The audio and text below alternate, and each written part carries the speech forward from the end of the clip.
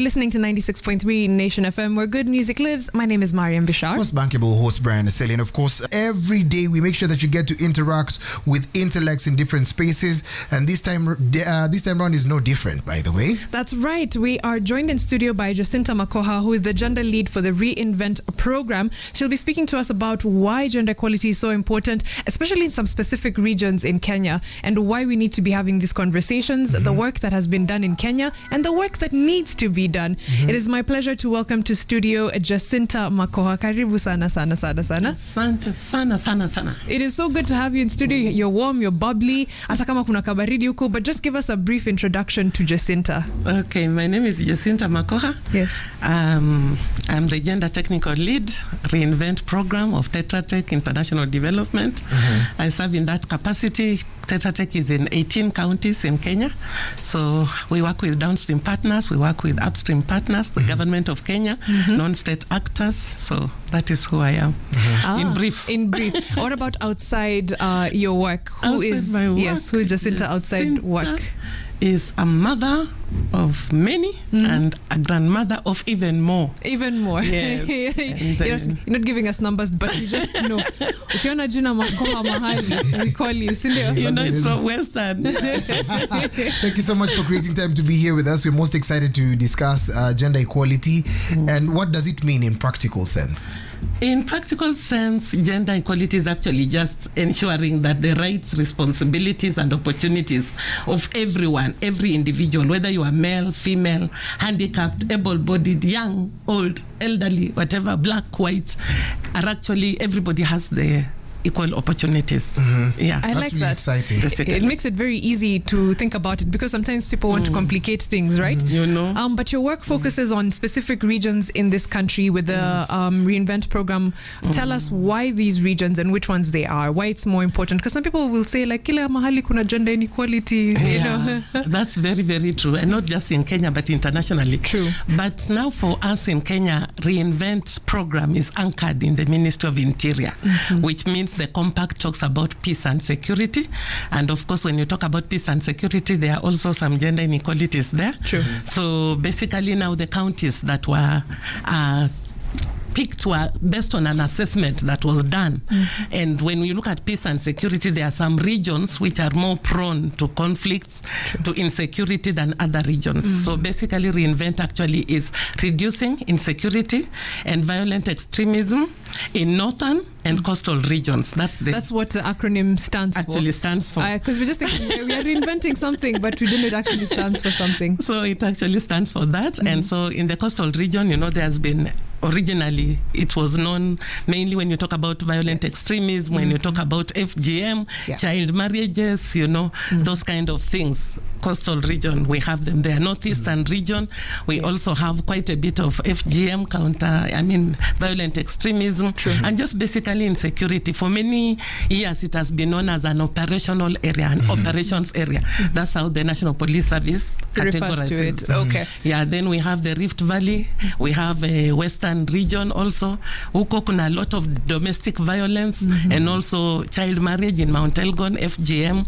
And then we have Upper Eastern, we have Marsabit, Isiolo, Samburu, and there also we have a lot of child marriage and those kind of things. Yeah. Is the case any different in Nairobi? Nairobi also has its own share, but because Nairobi has a lot of actors, we did not choose it, but we do a lot of work at the national level. A lot of work, of course, is done within Nairobi, and that doesn't also mean that we don't focus there. We actually also focus there, and everywhere, not just the slum areas as people would think. Right. It's just everybody. I mean, people are at risk. True. It's very, very true. We'll get back into the conversation in just a bit and maybe dive deeper into the work that REINVENT is doing and why it's so important. If you have any questions for Jacinta, the hashtag remains morningfix. You can tag us at Mariam Bishar. At Brian _Aseli. Are you on Twitter by any chance, Jacinta? Yes, I am. But Yes. I'm not very active there. You're not very active there, but we can also Sabi can tell us. we'll also tag of course the REINVENT accounts. I've seen there is an account on Twitter, Popia, Yes, and we'll make sure to get those questions your way. Hashtag remains morning fix. And of course, with our morning fix is when we get to interact with great minds within different fields. And today we have gender lead at REINVENT Kenya, Jacinta Makokha from REINVENT. You gotta love everything about what she's doing. On and off air, she's giving us knowledge, information. It's like a masterclass front seat up, getting to understand what gender is. And of course, I had a question that I asked off air, and I was like, okay, I think Mariam was like, that's a better way to actually start. And of course, the question is very simple. Why is it that when we think about gender, we think about women? And sometimes in our country, when we say it's a gender-based issue, then it becomes a women's only issue. Or rather, you see that most of the people who are participating are women. Thank you. That's a very good question, by the way, because basically the gender issue has actually been pushed by women from the women's movement. Way back in the UN Women's Conference in 1975 in Mexico, women were talking about issues to do with, poverty, fighting poverty, food insecurity, water, things like those to do with development. And then the journey continued. 1985, they were actually here in Nairobi. So we have the Nairobi forward-looking strategies. In Nairobi, the women said, no, even if we are talking about development, we are talking about women. We cannot just talk about women if we really want development. So discussion started, and they said we want to move this thing from women in development to gender and development. And why is that so? Because the recognition was there that you cannot talk about development and talk only about women. That's just 50% of the population. You need to talk about 100% of the population. You need men, you need women, you need them young, you need them when they are mature, then you need them when they are aging. So we actually, when we talk about gender, we are looking at what we call male adults, female adults, male children, female children, male elders, female elders. Because at every category, the needs and interests are different. True. So the important thing about gender is to look at the different age sets, the different interests, the different needs for male children. If you look at housing, and the estates that we have, you realize that children don't usually they are not thought about. No. So No with gender and play development, spaces, there are no play spaces. Whoever is designing houses is designing them without really considering the different needs of people at their different stages of life. So basically, when we are talking about gender, whether it's in transport, whether it is in peace and security, like what we are doing, whether it is in food security, whether it is in water, whatever area of development you are talking about, we are saying with gender, we are saying look at it through the lenses of children, of young people, of people who are adults, of elderly people. That's beautiful. Inclusivity, because in Kenya, when you say youth and gender, then it becomes when you're a young man, okay, you can join You're the force. in the conversation. But as soon as you become like a man, grown man, then it's you've left the chat. Ukienda kwa conversations of gender, they usually look at you like, see, ni our mama. Yet it's just women led. So I think we should lure the men to get into the movement even better. True. So much, I think, headway has been made, Jacinta, as far as gender equality, especially when it comes to peace and security. I know there's how far we've come and how far we need to go. Maybe just give us an overview of the strides we've made, because I know there are many, and perhaps now the gaps that we still need to be filling, especially in the regions that you mentioned in northern Kenya, northeastern Kenya, and the coastal regions. Okay, thank you. Let me start first of all about gender equality in Kenya, because Kenya is ranked. This matter of gender equality. We have ranks. We have the Gender Inequality Index, and interestingly, in this year, Kenya ranked 77th out of 146 countries, down from 57th the year before, 2023. Wow. That was at the World Economic Forum. So you can see massive drop. Instead of growing, we have dropped 20 spaces. And when you look at gender equality in 2023, we also look at the fact that gender is a fundamental human right for all, male, female, like I said, but it's also a critical aspect of sustainable development. So if you are talking about sustainability, then you really have to work on gender equality. And so if you look at Kenya is a member of the UN General Assembly, and the General Assembly has the Sustainable Development Goals. And so Sustainable Development Goal number 5 actually talks about promoting gender equality and women's empowerment. And the reason they pick out the women's empowerment is because, from the 1975 conference, the UN had actually focused on women.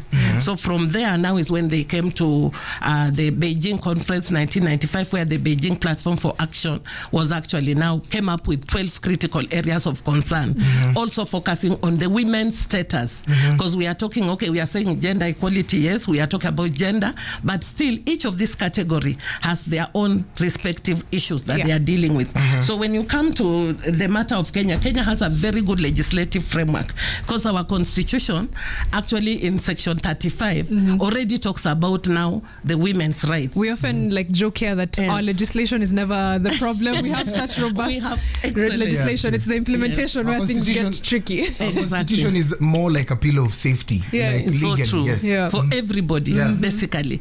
So when you look at it from that perspective, then you are wondering how come in some areas there are areas where things are still happening that actually drive and promote inequality, whereas other areas are more advanced.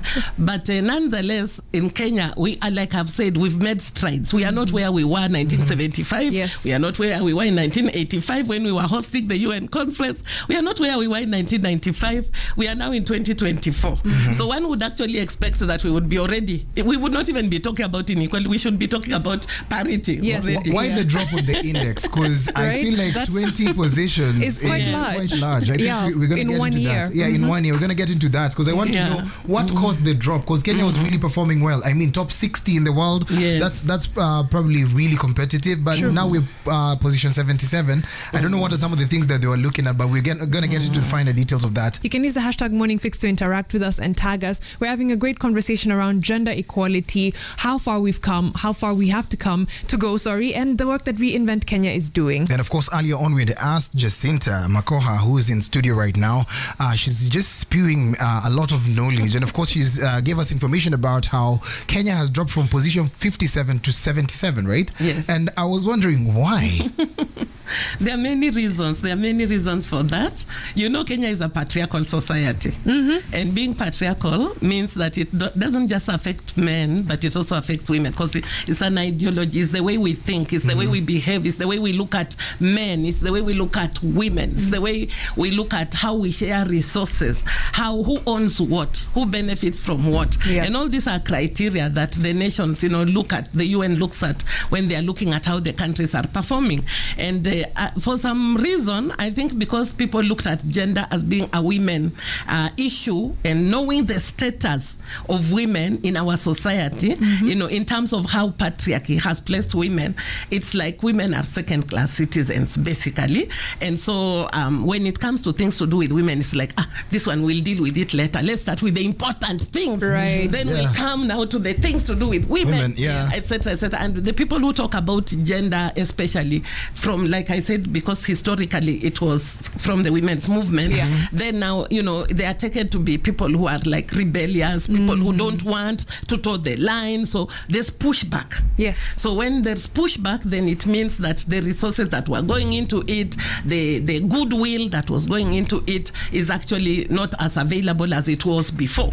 So these are some of the, when you look at patriarchy and you look at the belief systems, you look at the, when you look at religion also and the belief systems, and you look at now the culture and the belief systems, everything marries into that. It comes together. So you make progress, and sometimes you take 2 steps and then you find you've taken 3 steps backwards. So basically, but I thank God, because at least we have the legislation and there's growing goodwill. Because like I said, when the men begin to understand that actually when you talk about gender, you are not just talking about women, you are talking about everybody. And the men play a very critical role, actually. When men talk, fellow men will listen, women will listen, young people listen. So we are actually saying and stepping out intentionally this period to actually have male involvement. I like that. And I think a good example, even what you're saying, for that gender issues are often at the side.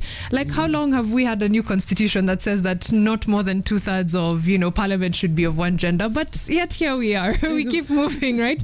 But the work that REINVENT is doing is very, very important. Please give us a little bit more insight into the exact work that REINVENT Kenya is doing to make sure that gender equality becomes a reality in the near future, hopefully. Thank you very much. Like I said, that Kenya has made progress. We we have not only made progress in legislation, but also in institutions that are actually mandated to handle matters of gender equality.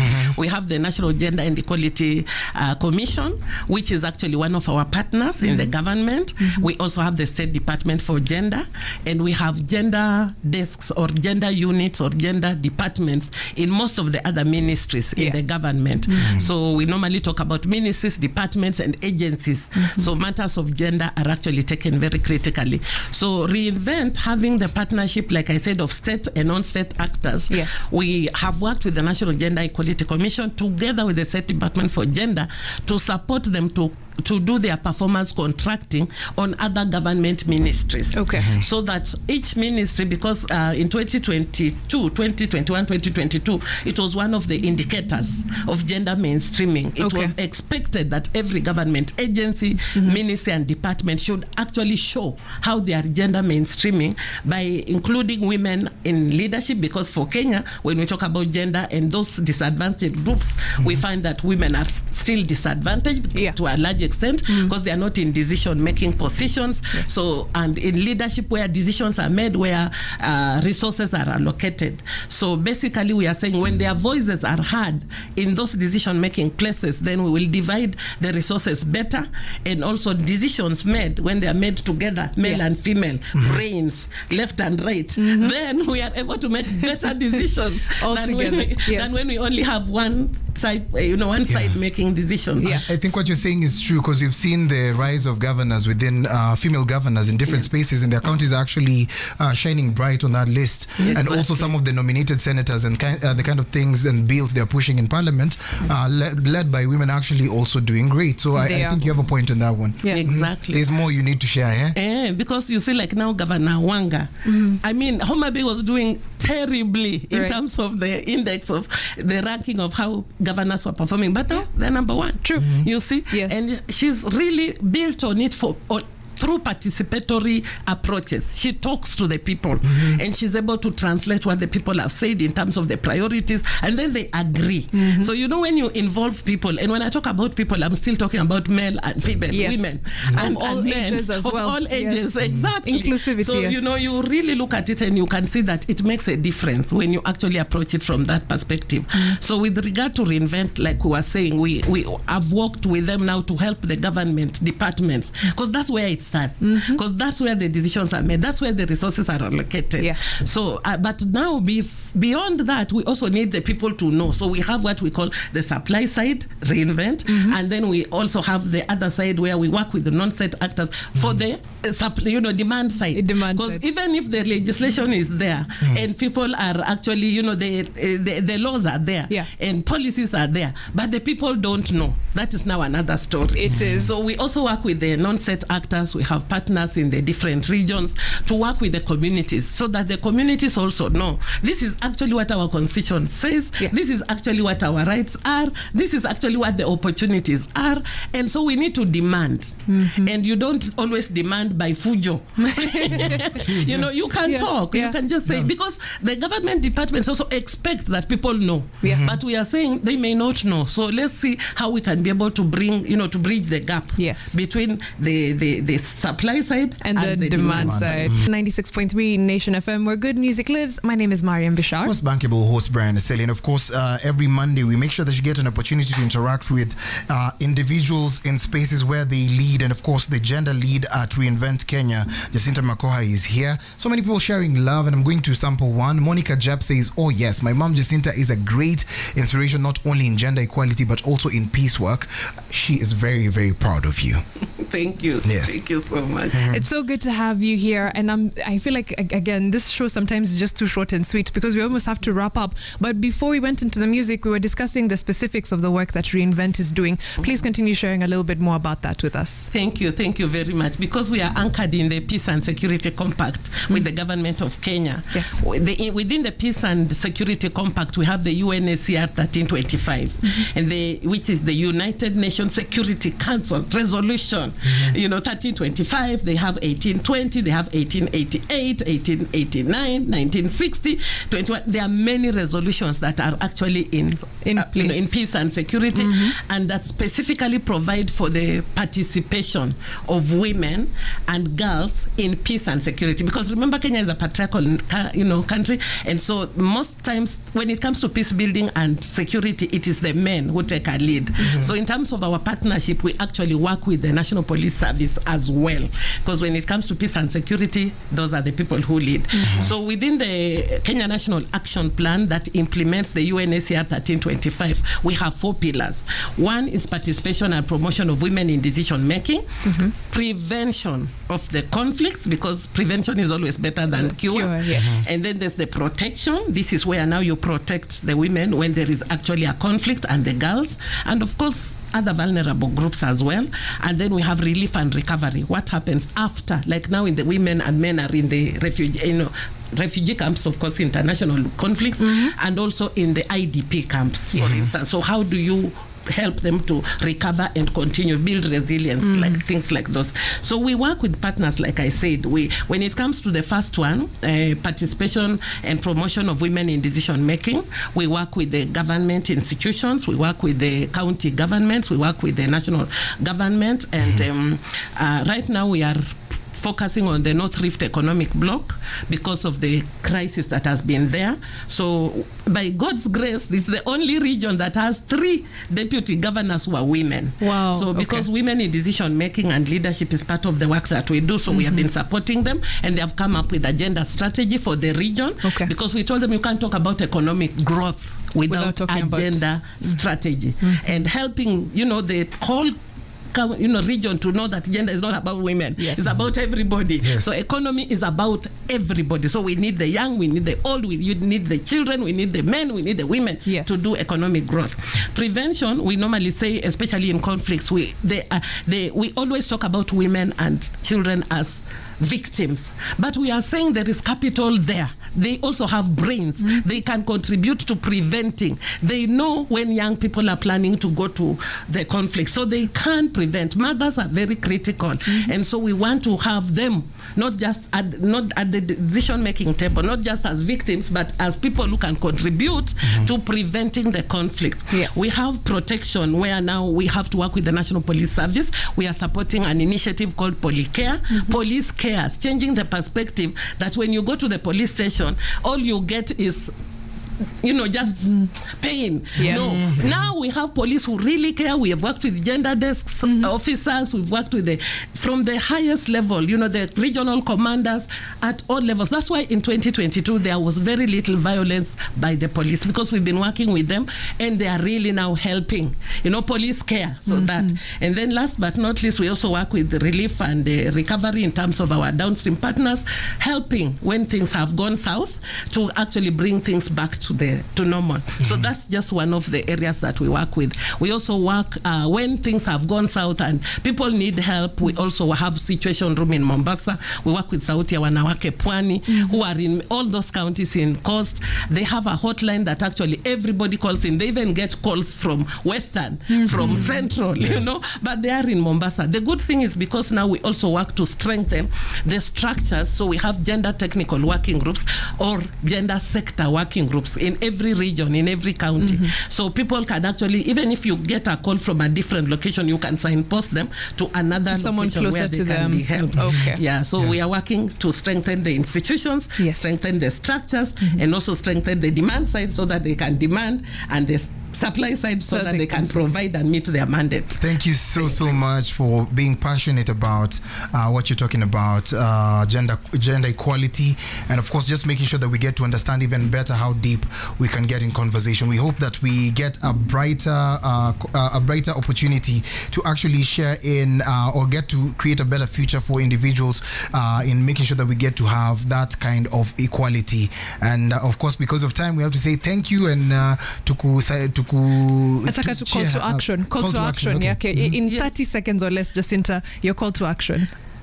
Kenya government, please put resources. Gender responsive budgets are needed, both at the national level and the county level. We also need men involvement, because this is not about women. So we need to hear men voices. We work with the socializing agencies, the media. This is what we are doing here. The church, the mosques, everybody. We just need everybody, the elders, to actually speak about gender equality. Kila mtu. Here, Makofika Olomide, just to thank you for spending the morning with us, for the amazing work you're doing at REINVENT Kenya, and of course for being such a bubbly, amazing, informative guest this morning.